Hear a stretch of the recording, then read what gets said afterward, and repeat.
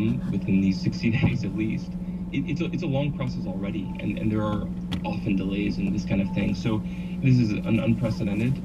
There's also the green card that is an adjustment of status for people already living in the United States that have some other sort of immigration status, and they could adjust and get a green card. Right. And it wouldn't make any sense at all for them to be stopped from getting that green card, but we will see once we actually see the order. I want to play you another clip from President Trump's press conference yesterday and see what you have to say. Let's play that. As we move forward, we'll examine what additional... Hey everybody, just a quick heads up. We're going to be doing our virtual happy hour on April 25th. That is a Saturday at 5 p.m. PST. So we're going to be posting info on our socials. Just go to twitter.com/GOG podcast or follow us on Facebook or wherever the hell we're at, and we will post it there. And it's going to be at gog.show/live. So hopefully you can join us. It'll be fun. Grumpy Old Geeks, a weekly talk show hosted by Brian Schulmeister and Jason DeFilippo, discussing the finer points of what went wrong on the internet and who's to blame.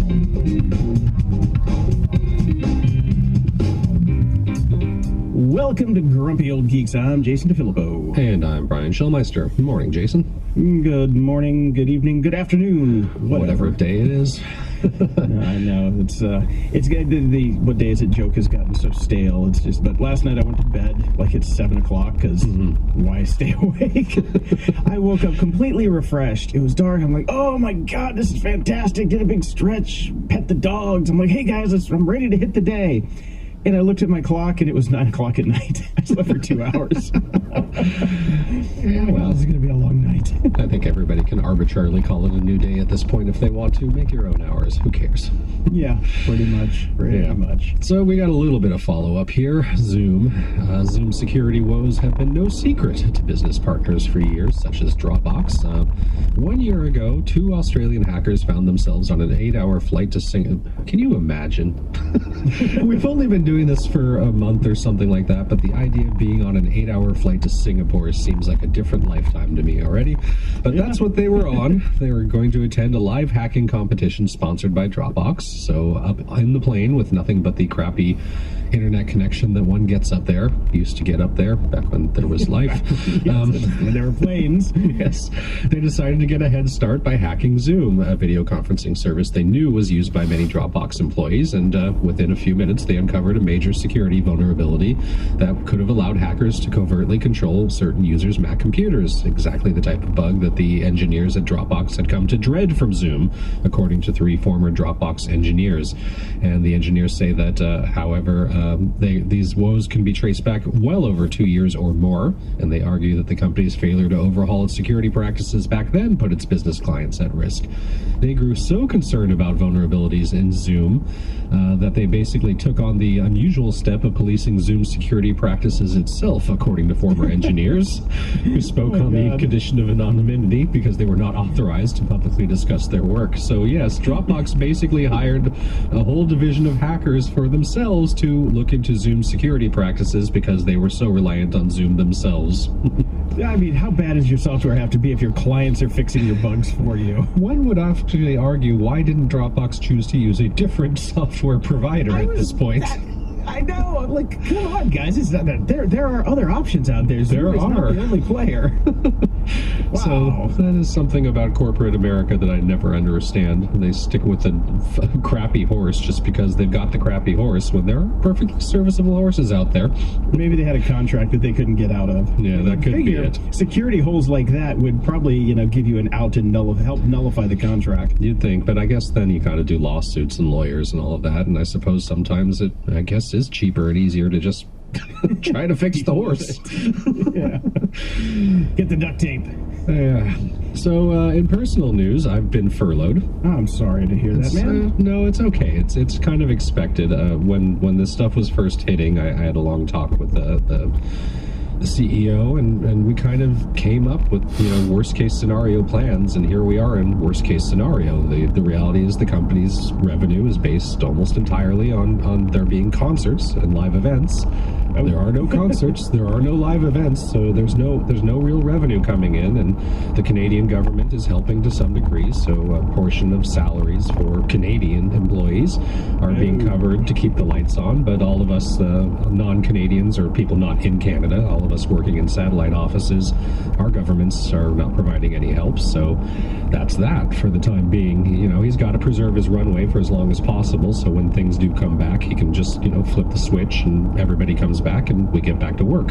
So that's understandable, and to some degree it's also a bit of a sigh of relief because it's been getting a little crazy and hectic to try to have two working parents full-time and the kid at home. Things are falling apart as we go on longer and longer, so it is what it is. Close to the end. No, and we're not even close to the end, so... Unless you live in Georgia. Well, let's talk about that for a second. Through the prism of the industry that I've been working in, the concert industry, there people are talking about, you know, opening up states already and what that will mean. Let me tell you something that I believe truly. There will not be any live events, any concerts, anything like that until there is a vaccine. Now, you can talk about sports, but they will be done, if they're done at all, without fans. There will be no festivals. There will be no big concerts or anything like that. And let me tell you why. It isn't for public health. It's for money. The reason there will not be any of these things is because now, while the music industry does have its fair share of shady characters who will obviously be pushing to have them, nobody, no venue owner, no concert promoter, no artist wants to hold an event and have contract tracing prove to everybody in the world that there are 90% of the attendees now have COVID-19 and are getting sick, because that will bring on lawsuits the likes of which people have never seen and put them out of beautiful business. lawsuits. Yes. Lawsuits the size of China. Yes. So I will not expect there to be any big events with lots of people, even if they are pushed for, until there is a vaccine, which at earliest we're looking hopefully for summer next year. That's when this stuff will launch back up, assuming we do get that vaccine. So that's that. And the reality is, if even 3 months from now, if something was to open up, if concerts, all the concerts that I've had that are postponed were all of a sudden on, I would not go. Not a chance in hell. Yeah. Well, this is in Michigan. Yeah. You know, probably do some shows up there. Yeah. So, but again, I don't see it. Again, it costs too much money to roll up a tour to do something like that. So one-off events are expensive for bands. So that's not going to happen. So until there can be, you know, international and, you know, nationwide tours, which we're not going to see anytime soon. Like I said, until there's a vaccine, this is not going to be happening. So yeah. I think the national pastime right now, which I know is my pastime, is rapidly watching my net worth approach absolute zero. So, hey, but you're going to get a check for $1,200 soon, Jason. Signed by the president himself. I'm sure that'll keep you in toilet paper for some time. I'm fine with toilet paper. I don't need toilet paper. I need dog food. Yeah, I know, man. You know, and the one thing I was actually thinking about this morning, because it's getting more and more difficult to wake up positively, so I didn't. I was thinking about the event that they had over the weekend, where, you know, all the artists played at home, half of them pre-recorded, whatever. That was such a load of crap. It did not make me feel better. It did not make me feel like we're all in this together, especially when I watched Lady Gaga sing into the wrong end of a $20,000 microphone. What? Oh, yeah. Google it. She had a $20,000 Newman mic facing the wrong way, basically. Oh my God! We'll just give her a blue Yeti like every other podcaster talking to the top of it. So it was making me think, you know, how everybody has been saying, oh, we're all in this together, we're all in the same boat together, and it all felt kind of nice the first couple of weeks, but it's wearing a bit thin. And I was thinking, well, if we are all in a boat together, I'd have to say that boat would be the Minnow, which then crash landed onto an island where we had the rich people, the Owls, basically carrying on as per usual because they're rich and they can afford to. We had the scientist, the professor, figuring out a way to get us off the island every episode. And then we had our feckless and fearless leaders, the skipper and Gilligan, fucking it up for all of us. So that's the boat we're on if we're all on a boat together. Oh, great. But where's Ginger and Marianne in all this? Oh, they're cam girls now because it's the only way they can make a living. It was the 70s. They didn't really write strong female roles. And, so they're just cam girls. In the news... I found this article over at UC Davis, and I thought it was pretty fascinating. California COVID-19 traffic report finds a silver lining. Apparently, since nobody's on the road anymore, and I not think they'd getting be fixing them. Yeah, well, that's another thing. Like, why aren't you out fixing them? Oh, yeah, okay. Anyway, but since car crashes are down, we're saving here in the state of California $40 million a day from, running cops and fire trucks and ambulances and all the stuff that usually happens when people get in a car accident. Well, sounds like we're building up a nice little nest egg that we could use for California UBI. Yeah. Because we're all going to need it. Well, go sign up for your small business loan, because that's about the only way you're getting it. Yeah, well, I suppose that's good news. And other news, which is less good, many Instacart shoppers still don't have their COVID-19 safety gear. Instacart had rolled out a plan to give shoppers masks and sanitizer during the pandemic, but it's proceeding slower than many employees would like, and that's partly on purpose. In response to workers' concerns, the company told Wired in a statement that it had capped orders for the safety gear, which goes through the company's store to thousands per day. It needed to slow the rate of fulfillment to make sure each order was coming from a real shopper. The problem, of course, is that the process has not been thought out and it appears to be fraught with issues. There's no queue, so workers have to check every day for stock, and supplies may only be available for minutes before they run out. Kind of like shopping on Instacart. Exactly. The company reportedly hasn't said much about how to place orders or when either, and there's a lack of info, which has led shoppers relying on unofficial communities to get details. So I guess we are kind of all in this together. Yeah, kind of, yeah. Well, I got my first Instacart delivery yesterday, and he did have gloves and a mask, but he was thick as a board, because I'm like, yeah, just leave everything on the front porch, appreciate it. There's an extra tip in the mailbox for you, because they wouldn't let me change my tip, because like it originally started out as like a cheap $30 order, so I gave him $5. I'm like, yeah, $5 is good for that. And then you pile stuff on. Then when they say, because it took them 6 days to, get me a driver to come pick up my stuff, I'm like, by the time it actually came to him going shopping, it was a $200 order. So I'm like, yeah, $5 seems kind of cheap. So we gave him some extra cash. But the dolt that he is, William, I'm talking to you, buddy. He put all the groceries right in front of my screen door that opens outward, which means I had to go all the way out of the house around the back, because there was no moving it. There was 8 gallons of water and 10 bags of stuff. So I had to leave the house, go outside, and remove everything before I could even open the door and bring it in. So yeah, maybe not some of the brightest bulbs over there at the Instacart organization.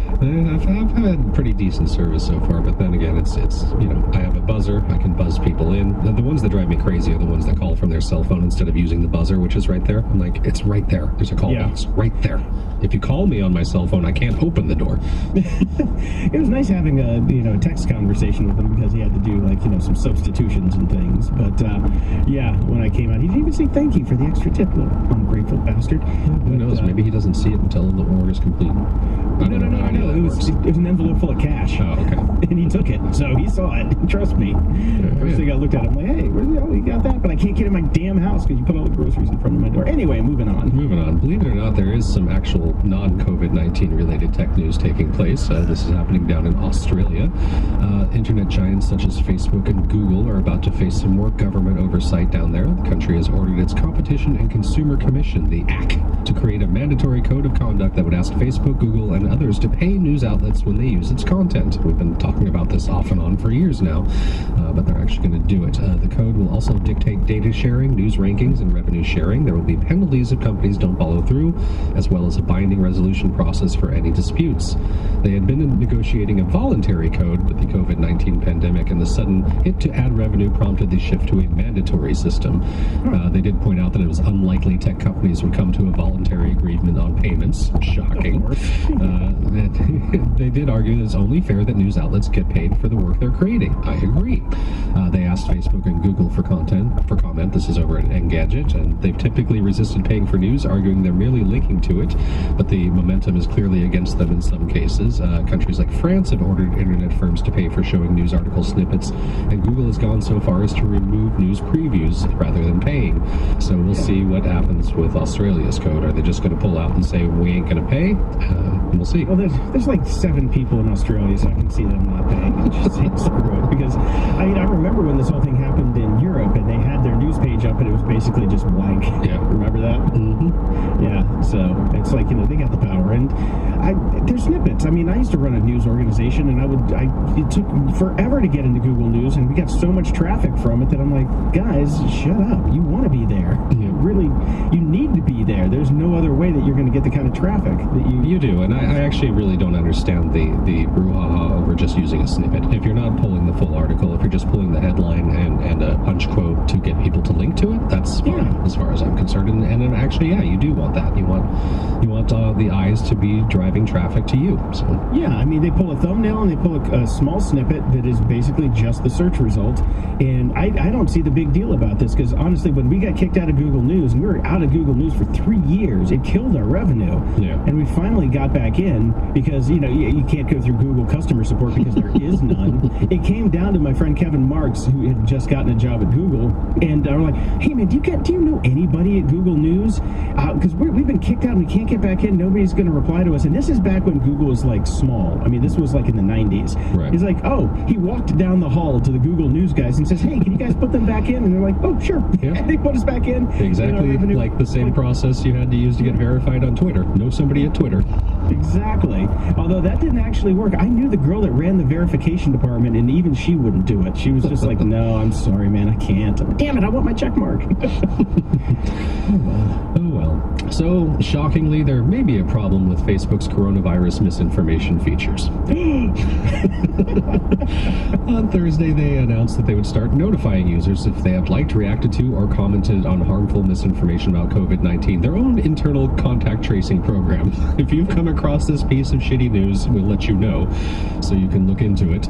Examples of such posts include claims that social distancing is ineffective, or that drinking bleach will cure the disease. It'll cure the disease for sure. It will. Cure everything. These notifications will also connect users to COVID-19 myths debunked by the WHO. The goal is essentially corrective, alert users of fake news they've encountered, then steer them toward the truth. Of course, there's nothing in there about, say, dropping accounts that spread the misinformation or create it, but, Or not posting it in the first fucking place. Yes, but here's the problem. Facebook has said that users who encounter these warning labels don't go on to view the original content 95% of the time, so they don't want to get the correct information.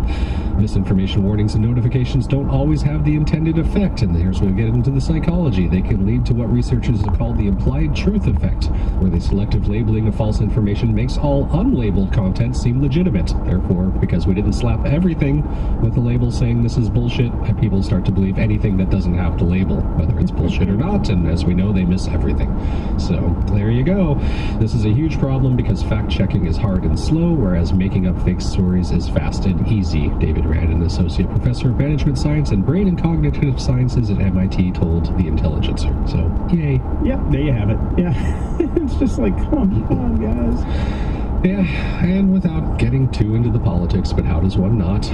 In a series of rapid-fire messages on Friday morning, Trump issued a call to liberate Virginia, Minnesota, and Michigan, all states led by Democratic governors. Basically, somewhat calls for armed insurrection against stay-at-home, which has pushed the limits of social platform policies designed explicitly to keep users safe from the spread of the novel coronavirus, both online and off. So, yes, the tweets go against Twitter's own. I can't even continue because how many times has he broken? He's broken Every time he tweets. He's been breaking it since he was president. He's been breaking it since before he was president. There are no rules that apply to him. So that's it.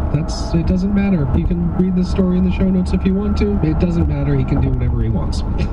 Yeah, that's pretty much it. Thanks, Jack. Thanks, Jack. Thanks a lot, buddy. If we posted anything like that, we'd get banned. That's Dude, I get banned all the time. I get 24-hour blocks all the time. 2 sets of rules. That's how it works. And just to end on a high note, because it is a little bit difficult, I did really enjoy these anecdotes. I wish that people had posted the actual videos, but then again, there are privacy concerns with that, and they are happening in company meetings. things which are confidential, I'm sure, so we don't get the actual videos, we just get the anecdotes. But over at Slate, we'll have the link in the show notes. America's funniest work videos, all the sorts of things that have been happening on Zoom and other platform conference calls and companies. I have a couple of my favorites here. A VP at my company in a meeting with a pretty big client turned to his wife and said, "This is the biggest waste of my fucking time," on without muting the mic. It got very silent for a few seconds, and the client took it like a champ and pretended it never happened.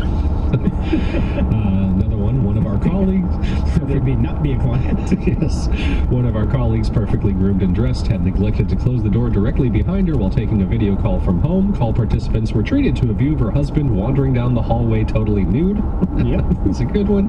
And my personal favorite, because I saw this on 420, and, cheers to all of you who partake, caught one direct hire sipping on a big glass of wine. Tried to ignore it at the time so I could talk to her about it later, until she then lit a joint. Hey, man, you gotta get through the day somehow. Yeah.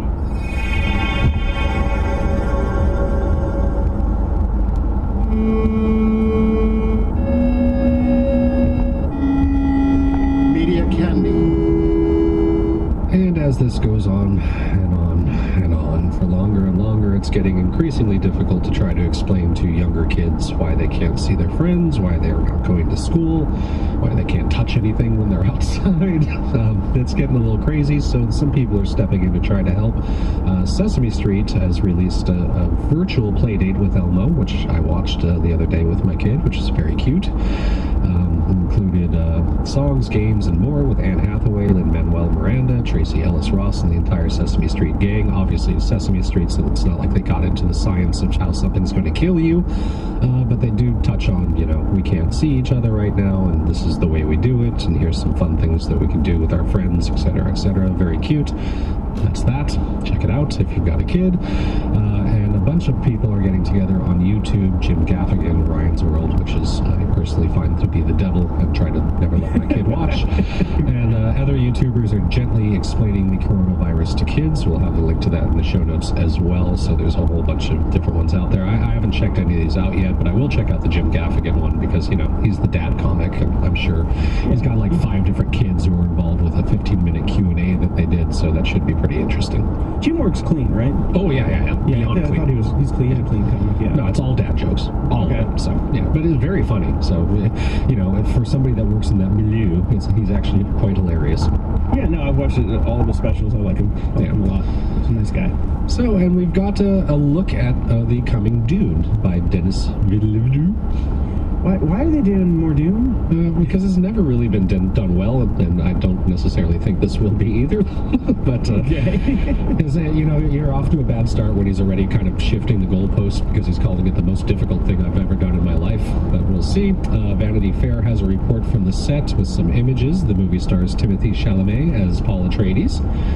We get Oscar Isaac as Duke Leto, Rebecca Ferguson as Lady Jessica, a warrior priestess of the Bene Gesserit. So the article starts to talk about how there were some problems with Herbert's novels because the female characters were ahead of their time but still fell prey to tired tropes, a criticism that likewise applies to the story's approach to race. So they get into how the story is being changed for the movie a little bit by bumping up more of the female roles like Lady Jessica and turning one of the previously white male characters, Dr. Liet Kynes, to a woman of color. Because, they say here that Dune is a commentary on the white savior complex, but in examining that complex still ends up playing to the same stereotypes it tries to dismantle. And they've tried to fix that. And to this, I say, give me a fucking break. The white savior complex ends up being a living sandworm with an army of all-female warriors. The Bene Gesserit are all women, and they're the power behind the powers, pulling all the strings throughout almost all of the books. The idea that this is somehow some weird sexist, it's only white men thing in Dune, if you read the whole fucking series, holds no weight at all. I can't wait for a remake of Star Wars with Han as a black woman because we have to fix everything. Let You know it's coming. Let the old stories that aren't actually racist, I'm looking at you, Song in the South, that can go away, live as they are, and write more woke new ones right now. Just make Dune. It's a damn good story with a damn good message about the ecology and the environment. Starbuck gets a pass because Katie Sackhoff is a goddamn force of nature, and let's be honest, the original Battlestar Galactica wasn't exactly what any of us would call good.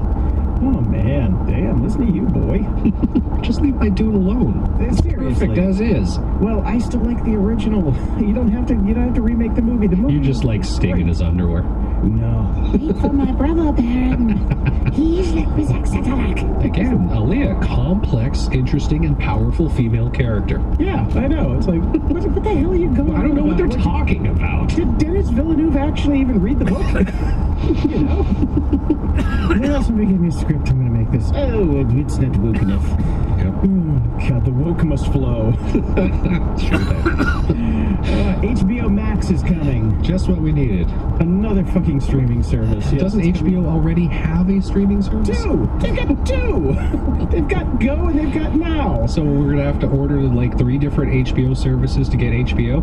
Apparently. So this is going to be like, they've got Warner Brothers stuff in here. So it's like a bastardization of HBO's content and Warner Brothers content that nobody asked for.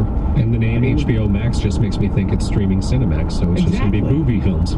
Yeah, come on, man. It's like, what's it, Emmanuel in Streaming Land? That'll be what it is.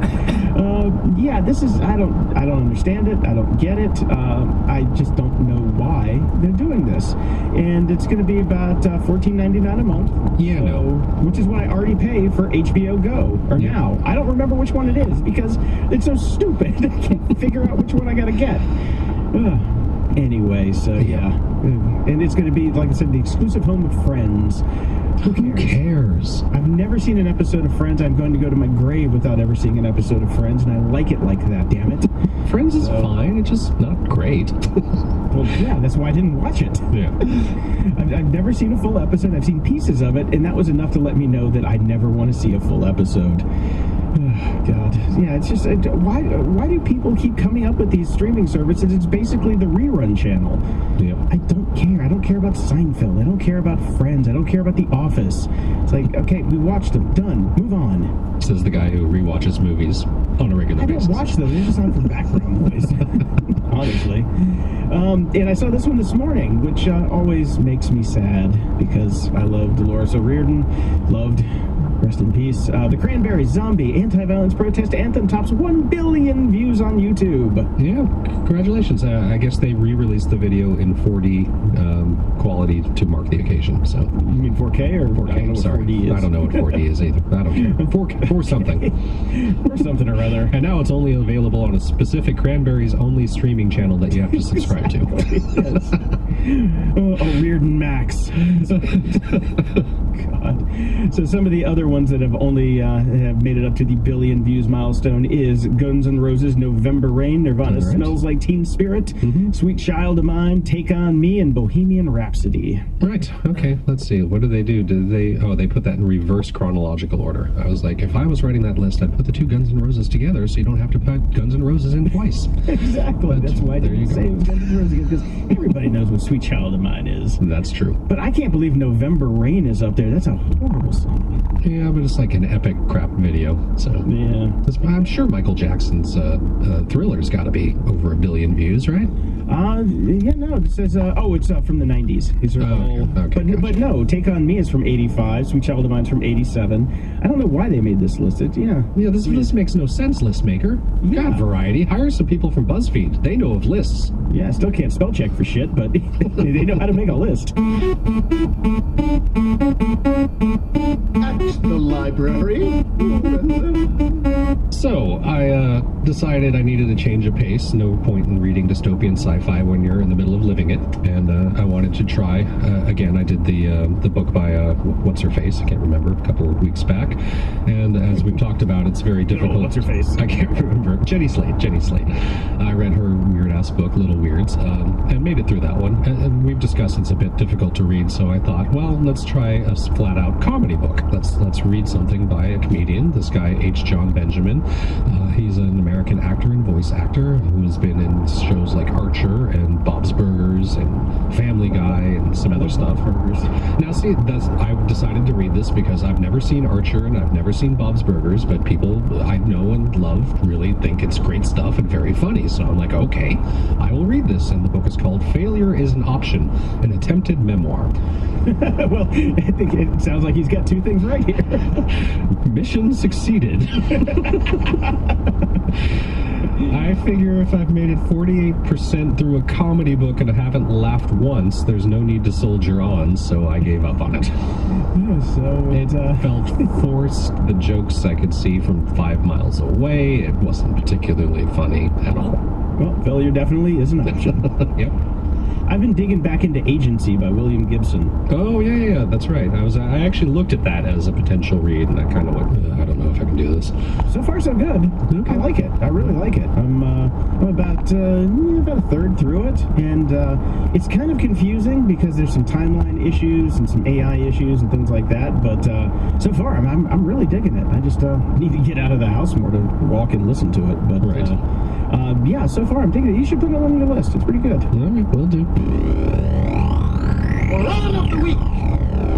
Our first moron of the week is basically every advertising agency and every brand that's out there right now. I have a link in the show notes to a YouTube video that I highly recommend everybody watch, although you don't need to, because if you've been watching any TV with commercials, you've seen all this. Every COVID-19 commercial is exactly the same. I watched this video this morning. I was just like, yep, seen that one, and they are exactly all the same. They are interchangeable. You could just put the product in randomly. It does not matter. Great video, well worth a watch. Yeah. Well, you can scrub it because you've seen them all already. I scrubbed it. Yes. And our second moron of the week is Ron DeSantis. Yes, the Florida governor, for a Friday press conference at the Urban League of Broward County. Florida Governor Ron DeSantis found himself holding an N95 face mask, the kind with two elastic loops that go around the head, not just over the ears. He took a look at it, and there's video of all this. Link in the show notes. He grabbed the front of the mask with one hand and then pulled the top loop over his head. Not over his ears, over his head. He then touched the front of the mask, a big no-no, a second time, trying to adjust it over his nose and chin, which was impossible because the bottom loop was dangling loose below his chin, rendering the whole mask completely useless. Much like him. Unfortunately, he is the real governor making real decisions. He declared the WWE essential, and wearing a useless due to user error mask on his face while attending a press conference addressing a pandemic he failed to take seriously. Not a good look. He happened to also be in the zip code that has the second highest number of confirmed cases, Broward County. He has reopened state beaches after sluggishly closing them. He has withheld information about the scope of COVID-19 in the state from the public. He has hidden how bad things have gotten within the state's penitentiary system. And despite the Trump administration reportedly admitting the president pays close attention to his requests because Florida is so important for his re-election, the state still has failed to obtain any additional masks for healthcare workers. So, having gotten one of his own, he demonstrated that he hadn't even learned how to put it on to protect himself yet. Now, let's be honest here. This is Florida. I mean, are you surprised in any way, shape, or form? You'd think that the governor, at least for optics, may have been given a lesson about how to put this on before attempting to do so completely wrong on camera, but it is what it is. Again, We are it's so Florida. screwed. Well, Florida is. Well, we don't have locked borders on states, Jason. No, but we have doors that we can lock and just let them go. Let them go. Feedback loop. First off, I want to say thanks to everyone for the support. And while some people have pulled their Patreon support and knocked their donations down, more people have upped their donations and have subscribed on Patreon and PayPal, and we really appreciate it because, as I mentioned before, that net worth is dropping to zero much faster than I had anticipated. Yes, and in a couple of weeks, this will be my only job again. Yep, fun times. So over at Patreon, we have Robert, Mark, Craig, Jamie, and Eddie. Thank you all very much. And over at PayPal, we have Michelle, Nicholas, Tom, Joseph, Ryan, Michael, Andrew, and Eric. And Eric says, thanks for all you do. No, Eric, thank you. And Matthew writes in, Brian and Jason, can I just say that the two of you are beacons in the darkness? Oh man, that must be some really dark darkness. It's dark times, man. Lighting the way out of the shadows of COVID. You are inspirations, bringing humanity closer to what could be. Hey, who am I kidding? That's the Mitchers Rye talking. Anyway, stay grumpy. And Martin wrote in saying, well, it's me again. My trading thing didn't work out, so I decided to donate what I had left. Your cut is $50, so thank you for that. Thank you. The rest is going to charities supporting the coronavirus relief efforts, I hope. Yes. You're not supporting the coronavirus. Unless you're donating to Florida. At least the way I failed was because of the market going up, meaning my 401k and many others, I'm sure, went up. I picked these nonprofits from the Washington Post article, and we have the link in the show notes, and I gave 100 to the $5, or 100 to the $5. I gave $100 to the 5 that I felt would do the best work. Thanks for the show, and grump on. Thank you, man. Sorry it didn't work out, but, it kind of did in its own way. Yeah, it did. We'll take your money. Thanks. Mod6502 writes in, fascinating. I think you'll like this. And this is a Twitter thread about the Anti-Mask League of 1919. It was really cool. Yeah, a bunch of idiots in San Francisco decided they weren't going to wear masks out in public during the Spanish flu pandemic, and, well, they got what was coming to them. Look how that turned out. Yeah. No, it's a great read. It's a really well-researched read, too, and it has clips from the newspapers back then. It's fascinating. It's fascinating. It's exactly what we're seeing right now. Yep. Yeah, and Farlord writes in, I came across your podcast because of my high school digital media class. What? Oh, shit, we're cussing way too much for this then. That's high school. It's not like kindergarten. That's true. They swear like sailors.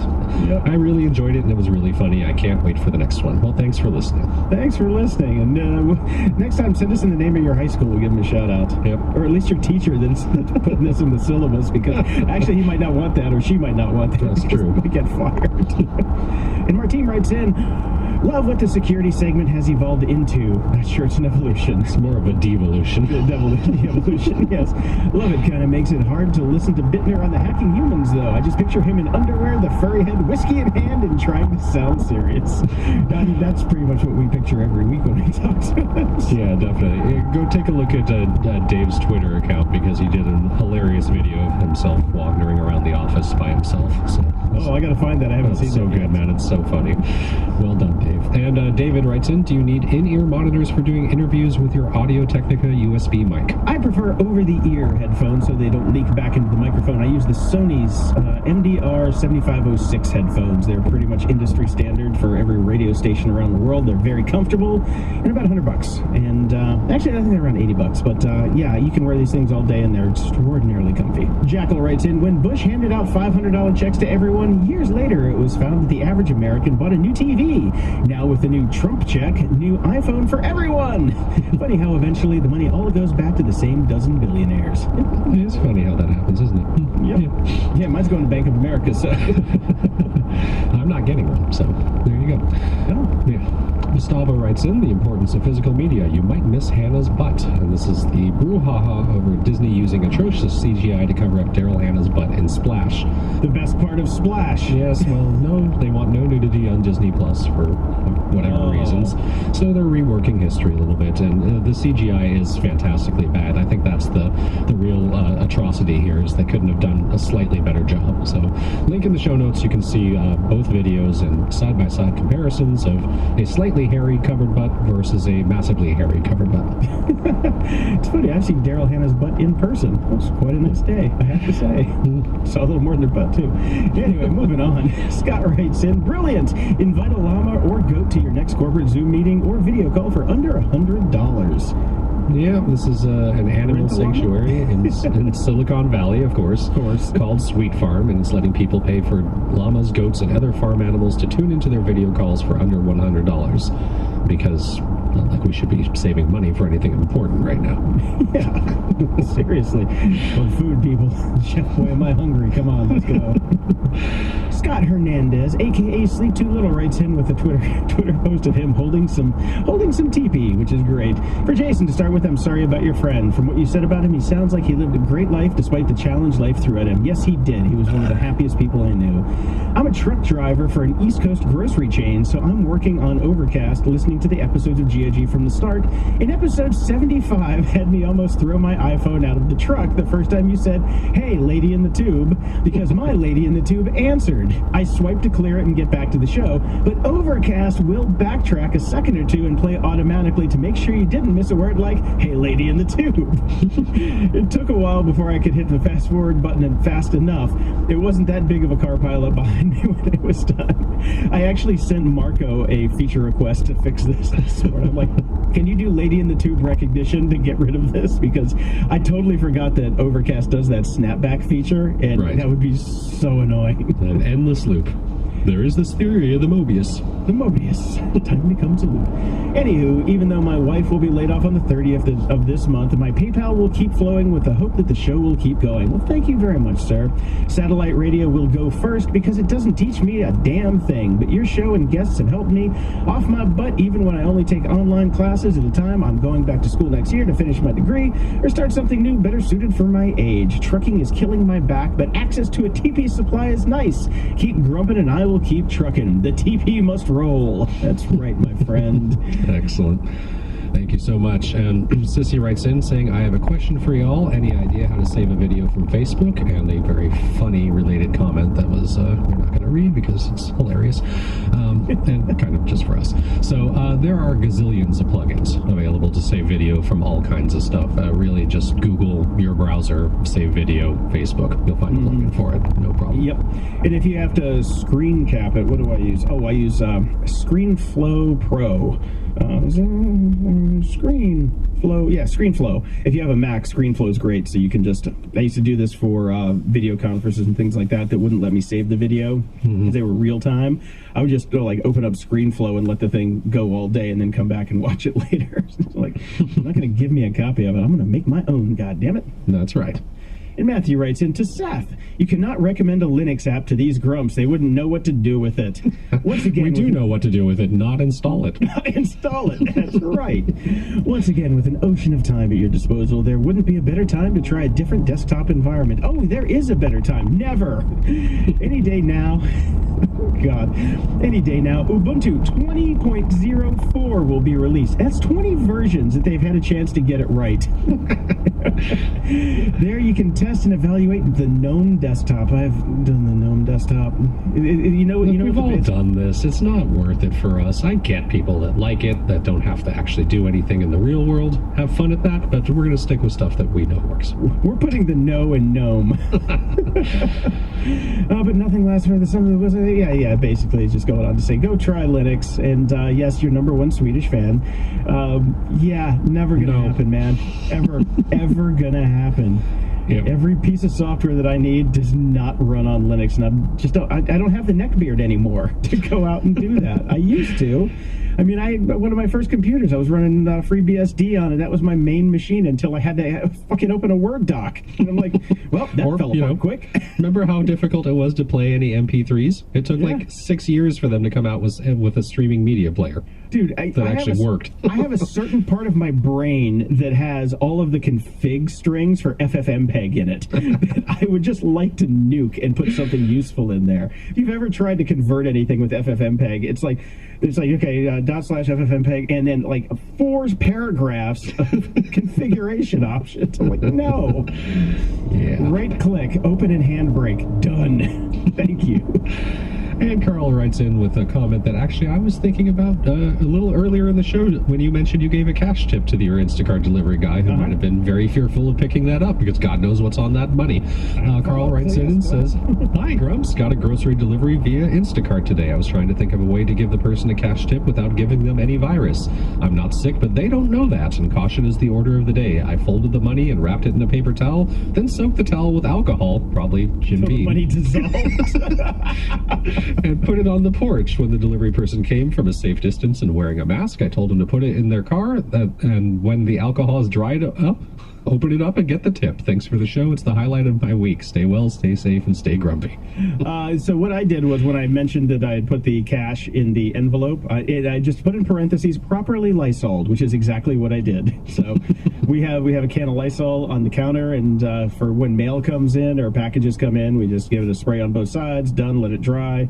So yes, I just put in parentheses properly Lysoled. So that works. But yeah, I'd be worried about soaking the towel with alcohol for a tip because that might be a little overkill.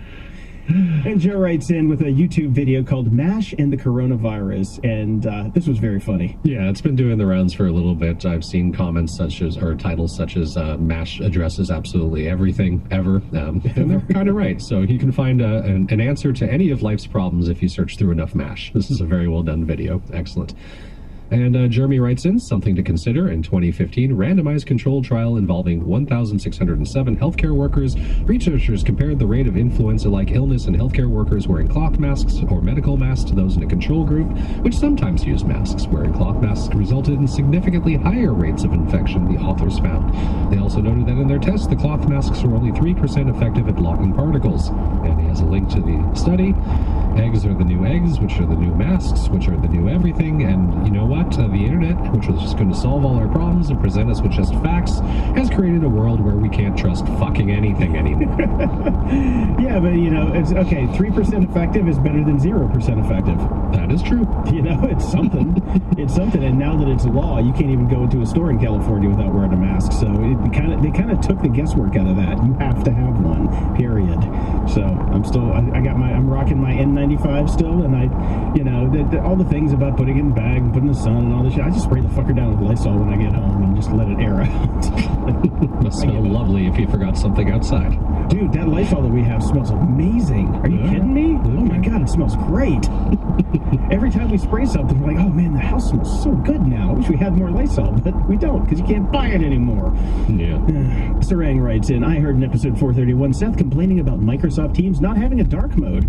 It does have a dark mode under settings. Also, as a matter of fact, Windows 10 has a dark mode baked into the OS for some time now, and most Microsoft products and even sites have a dark mode option. Problem here, Sarang, is Seth is on a Mac. I do believe that the Teams has, I'm also on a Mac. I've been using Teams, and I believe there is a dark mode. I will double check into that. Yeah, double check that, and then we'll just smack Seth. That's it. Gabe writes in, hi Grumps. First of all, thanks for the being my... Okay, hold on a second. Let's get rid of the there, because I keep jumping over it. Gabe writes in, hi Grumps. Did you say trumping over it? Jumping over it. Oh, I thought you said trumping over it. Well, same. I'm mashing up my words just like he does. All right, Gabe writes in, hi Grumps. First of all, thanks for being my comforting constant in my new work from home with 3 kids life. Let's get that happy hour episode booked. Oh, yeah, we need to do that. As I need to pop one after putting the kids to sleep and slur rant the world or slur cheer your slurred rants. Saw this today and had to pass it on. Random sample testing of antibodies in about 3,000 people in Santa Clara County using pretty good methods to control for population and testing variants, as far as I can tell, shows a crazy high percentage of people with antibodies to the coronavirus, specifically an estimated 50 to 85-fold more than the number of confirmed cases. And news has come out just today and last night that they are finding the same thing here in Los Angeles County, meaning there's probably a shit ton of people that have confirmed cases because of antibody testings that we're finding out now. Yeah, the testing in Los Angeles shows about 4% of the population have the antibodies. Now, the thing about these antibody tests is most of them, because I shared with you my roommate's antibody test, and she tested positive for antibodies, which means, actually, what I found is it means fuck all, because it means eggs are the new eggs, it means masks are the new masks, and now it's antibody tests are the new antibody tests. The thing is, a lot of these antibody tests are basically for almost any coronavirus. So if you have, just basically got the common cold lately, you're going to show the IgM and the IgG antibodies, depending on when you had it, and they're unreliable at this point. They need to be testing for COVID-19 period, or coronavirus period. Specifically, Yeah, exactly. And most of these tests are basically just general coronavirus tests, so you got to read the fine print and look at what actual strains that these tests have, because if you think that you have the antibodies, you go out and you get infected, you're going to do more harm than good. So be very careful by getting these, back alley antibody tests. Trust me, it has been a week and a half of dealing with this. And I know. You've been sharing the whole process with me. It sounds exhausting. I wish you would have stayed the fuck at home and not gotten tested, because it's just been a morass of, reading this stuff. And I'm just like, oh God. So I'm waiting until Kaiser Permanente says, hey, we have an antibody test, come in and get it. Right. And then I'm going to go get the test. But, all right. Any continues on here. Grump on and keep the tips coming, especially Brian's, as we're trying to hold it together with 2 working parents and insane expectations of availability from the text messaging bosses. Yep, it's rough, man. Hang in there. Yep. Mark Andre writes in, "Hi guys, I hope you're still holding up. Trying to keep up listening to you without the commute is hard, but I managed to drag behind too much. I don't know. I managed not to drag behind too much, as I believe, but I still think we're getting a lot of drunken feedback. Hey man, bring it on. Keep it going. I love it. It's fine. It just makes us stumble a little bit while reading these. And he sends us a couple links how COVID-19 has impacted media consumption by generation. He also says, I haven't started reading the books yet, but it's been strongly recommended to me by a colleague. Well, let me tell you for a second here, your colleague is wrong. The first half of the first book is hard, but once you get through it, it's the best trilogy he ever read. And I trust him. Don't trust him, throw him out of a window. And he's talking about the 3-body problem. Oh, maybe you already mentioned it ad nauseum. We did, and I missed it. I ordered the trilogy and will read it as soon as I get it. If you can, cancel that order, my friend. No, that's not true. Read the first book and throw the other 2 out. Yes, the first book actually is pretty good. I enjoyed the first book because you have the Dark Forest problem, and it's a fascinating read. The second 2 books are going to make you want to kill yourself and everyone around you. Yes, I agree. Bad. So bad, especially that third book. It's like 1,000 pages of nothing. Yeah, we'll pass some time though, but you'll be disappointed. Hey, and you can, if you did actually order the physical books, you can use them as TV. There you go. And Barrett writes in, not really technical, but I think it fits the current times of your podcast. By the way, I always look forward to every Grumpy Old Geek show, especially now more than ever. Thank you, Jason and Brian. And this is a link to the Atlantic article, which we now pay for, so we get to read them as much as we like. And I'm very much enjoying their journalism right now. I forgot we'd pay for that. I gotta add that to my RSS feed. Yeah, you should, man. It's they're doing some good stuff over there. And this is the Our Pandemic Summer article, which is let me check really quick who the author's name is. I should Ed Young automatically. There we go. And this is a basically how we're going to reopen realistically without killing everybody. And it is not a very pretty picture, but it's going to be our reality or something very close to it. So if you're interested in what the next year is going to look like, you might want to go read this. All right, and Jim writes in, listened to your podcast for the first time on episode 430 and enjoyed it, except for the gratuitous F-bombs. Come on, guys, is that really necessary? Quite the turnoff. Sorry, Jim. Fuck yeah, it really is. Fucking is. Now more than ever, as everybody likes to say these days. It is. Look, we've got the explicit tag there. We've got everything there. And if, I guess, you started just with 430, and we haven't talked about this in quite some time, but it was a conscious decision. We tried to do clean shows, and the reality is that nobody liked it, and that's not how we talk to each other. And the initial impulse was, we're doing a show about guys that are in tech, and this is the way your IT department talks to each other. I promise you that. Don't talk to each other. It's a very natural conversation, and sometimes we get salty. Sometimes we get over salty, but that's it.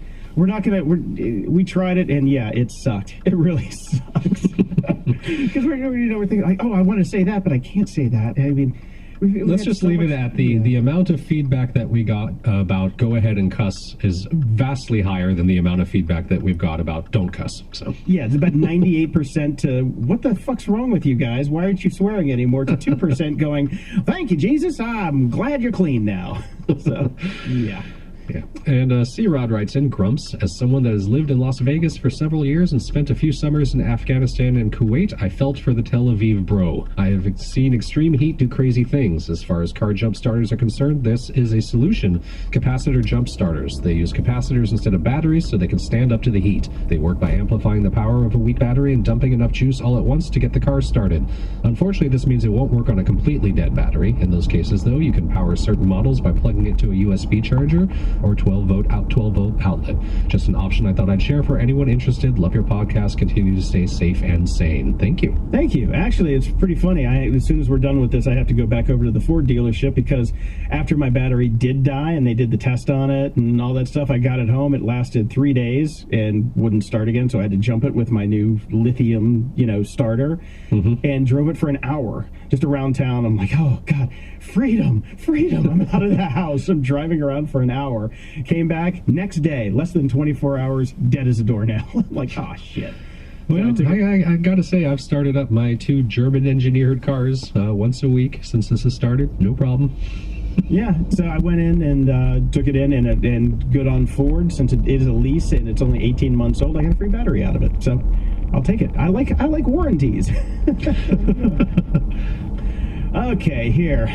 Now, this is how you do it, people. Mache Tikwinzik. I can't even say. He put a fucking pronunciation guide in here, and I still can't say it. He gave us phonetic spelling. Thank you so much, but Jason still managed to not get it right. Mache Swinski. Mache Swinski. There we go. Mache Swinski. All right, thank you, Mache Swinski. Love your show. Just thought to drop a work from home tip. Actually, this works great also in the office. Type in cab view in YouTube, and you'll get mind-calming moving backgrounds from around the world. This keeps you off the news, movies, TV series. It's great for thinking stuff through, and you can always choose something for your mood: snow, mountains, desert, etc. Or dessert. Make it dessert. Ooh, ice cream cone. Oh, dude, I got this bourbon ice cream this week. Oh, dude, that stuff is so good. That is so good. Oh. I actually ordered some peaches and apples, and we're going to make like a crumble and put that bourbon ice cream on it. Oh, it's going to be so good. Also, you may get a nice idea for your 2022 holiday. That sounds about right. Well, thank you, Michelle. Thank you. Marie writes in, I have to chime in on episode 430 and comment on the latchkey kid thing. I grew up in the 70s and 80s in New York City, in the era of high murder rates and lots of crime. We only went out when absolutely necessary. Go to school, come home from school. You can go outside if there's an adult around, or go run errands with a parent. While not quite a pandemic and the restrictions weren't on us all of the time, I do remember just having to stay home while the son of Sam was running around and finding a way to entertain yourself.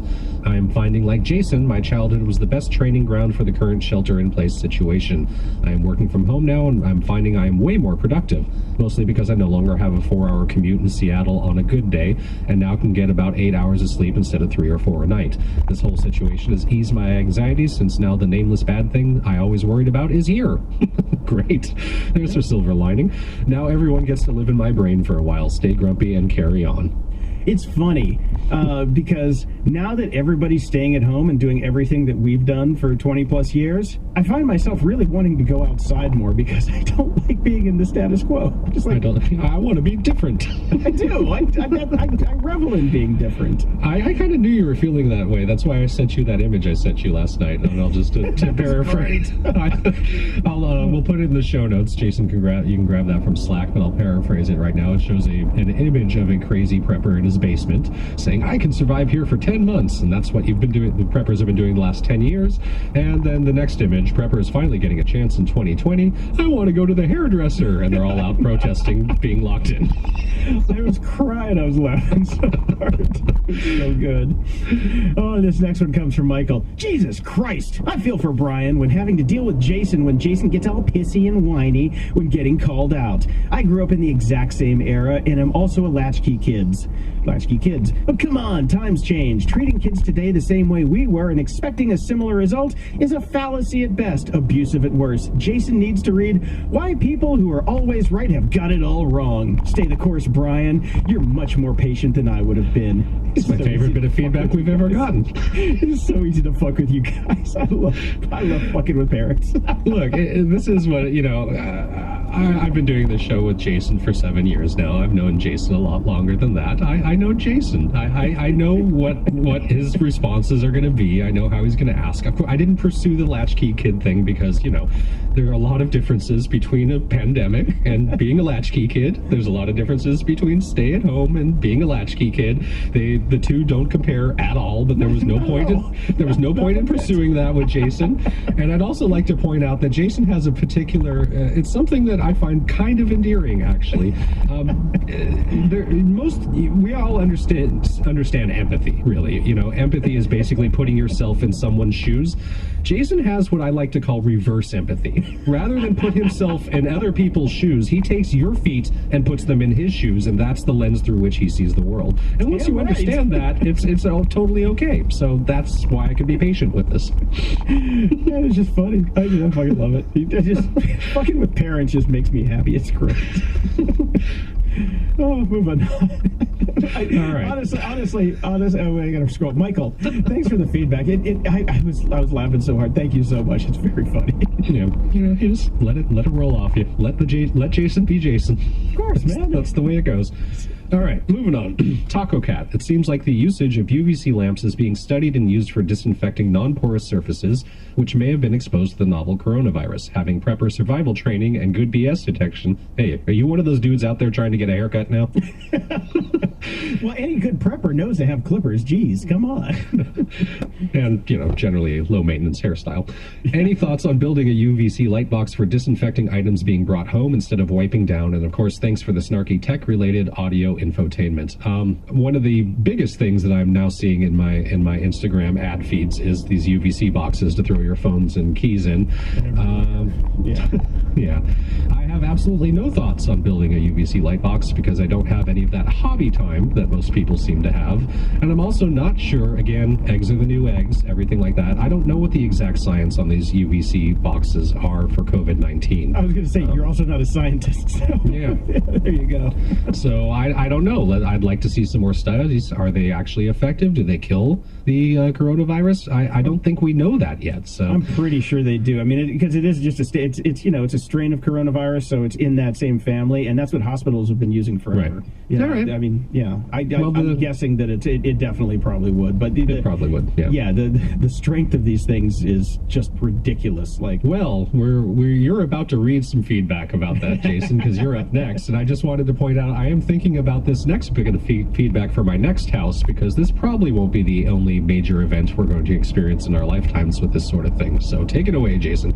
Brian writes in episode 432, you talked about UV lights and wish they had ones for your house. Well, guess what? They do. There are a few different companies that make them, but I believe the Remy Halo made by RGF is the most popular. The Remy Halo usually costs around $350 to $400, but with COVID-19, I'm guessing most seem to be going around $450 to $600. Way to go, you fucking profiteers. Mm-hmm. The Remy Halo is installed directly into your HVAC air duct and runs continuously. It's designed to eliminate sick building syndrome risks by reducing odors, air pollutants, VOCs, which are chemical odors, smoke, mold, bacteria, and viruses.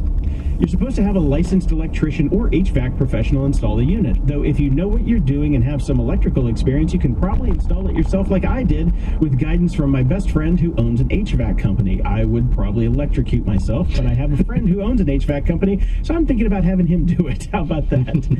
You can find them for sale online, or a local HVAC company can sell you one and install it. As a person with bad allergies my entire life and all the COVID-19 stuff going on right now, it was an easy investment choice. And we have a link to the Remy Halo Whole Home In-Duct Air Purifier. Keep up the great work and stay grumpy, Brian. I shared this to my roommate, and we're probably going to get one of these. All right. Well, let's read this next bit of feedback, because we didn't have to wait for an egg to be the new egg. These all came in simultaneously. So Neil writes in, "Hi, geeks. Glad you guys are talking about remaining sane during these strange days. In episode 432, you talked about the UV lights they use in hospitals to kill germs. Well, if you don't know about the Big Clive on YouTube, but he lives to find dangerous items and either pull them apart and explain how they work. A few years ago, he got his hands on one of these lamps. You can see that here. We have the link in the show notes. And if you want a preview of how he feels about this, the title is Awesome Flesh Burning Death Lamp." Okay, now, the first quote is the best quote. "The back of my hand now smells like burnt pork. That's bad. LOL, stay sick." Come on. Yeah, and here's the description and kind of where it goes here. "Another sensational eBay delight that you should probably not buy unless you really know what it is and does. It bathes the whole room in the icy glow of UVC narrowband ultraviolet, which can cause eye and skin damage to anyone in its vicinity. It appears that the Assyrian reference may be to do with killing dust mites. I'm not sure how effective that is, but it definitely puts out a lot of UV and makes the room smell strongly of ozone in the process." And it kind of goes on and saying, if you really do want to buy one of these on eBay, then the magic keywords are E27 and germicidal. He found some 220 volts, so they probably only intended for sale in China. He did find 120 or 110 volt blacklight lamps falsely advertised as germicidal. And he says, if you do buy one of these, you must make anyone who might come across it aware that it is dangerous to look at or even be in a room with when lit. If you like weird and dangerous electrical stuff or have a genuine need for a convenient UVC lamp with integrated ballast, then this might be a worthy addition to your collection. So, Yeah, when they use this at the hospitals, they basically black out the room because this shit will fuck you up. That's why we have UV protection on our sunglasses, on our car windows, on our home windows. UV bad for you. Yeah. So it's pretty good though. But I guess it would be relatively safe if it was in your HVAC system and it was just hitting the air as it's being pumped through the house. Right. I actually have 3 different humidifiers in the house. Well, actually, they're the same humidifier. I've got 3 around there, but they've got UV bulbs in them, like inside them, that are constantly running to basically get all of the germs out of the water before it is aerosolized into the air. Right. And these things are fantastic. I've used these for years, and they're, you don't get all the sniffles you get with just like, the regular ones. Mm-hmm. They're really cool. And Totally Not Frag writes in, I know how hard my eyes roll when I see something is op-ed.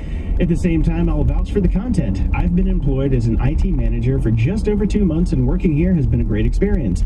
All managers go through the associate experience for a week of hands-on learning. You get to experience what is expected from the people packing, sorting, loading, etc. in the warehouses to better understand the business and for IT anyway, why some of the seemingly minimal requests are highly important.